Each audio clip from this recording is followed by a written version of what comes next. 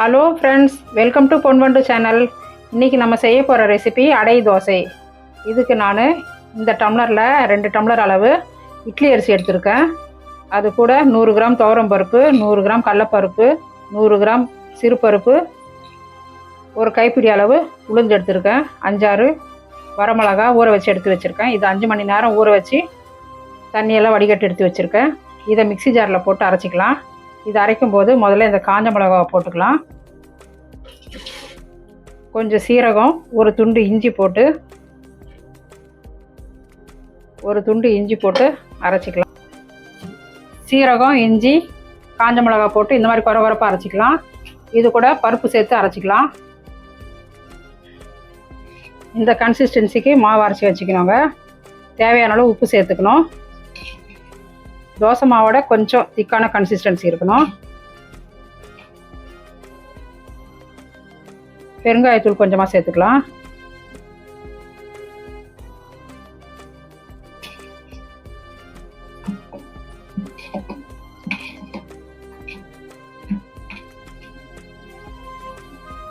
அடை தோசைக்கு தொட்டுக்கிறதுக்காக தேங்காய் சட்னி அரைக்க போகிறேன். இதுக்கு 4 தேங்காய் பத்தை எடுத்திருக்கேன்.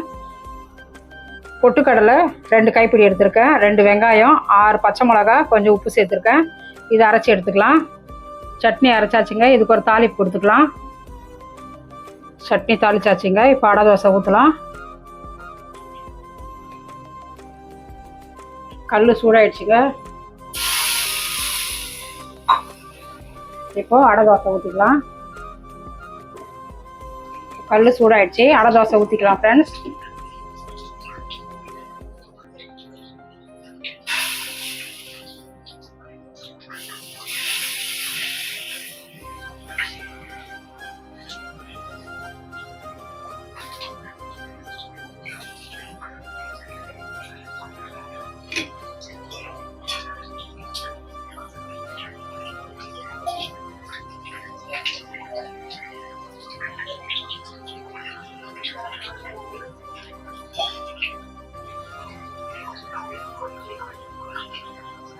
நல்லா கொஞ்சம் செவக்கட்டும். அதுக்கப்புறமா திருப்பிக்கலாம். இப்போது திருப்பி போட்டுக்கலாம். நல்லா கிறிஸ்பியான அடை தோசை ரெடி ஆயிடுச்சுங்க.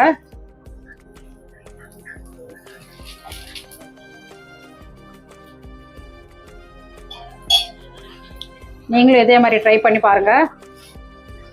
தேங்க்யூ ஃபார் வாட்சிங் ஃப்ரெண்ட்ஸ். சேனலை சப்ஸ்கிரைப் பண்ணுங்கள், லைக் பண்ணுங்கள், ஷேர் பண்ணுங்கள்.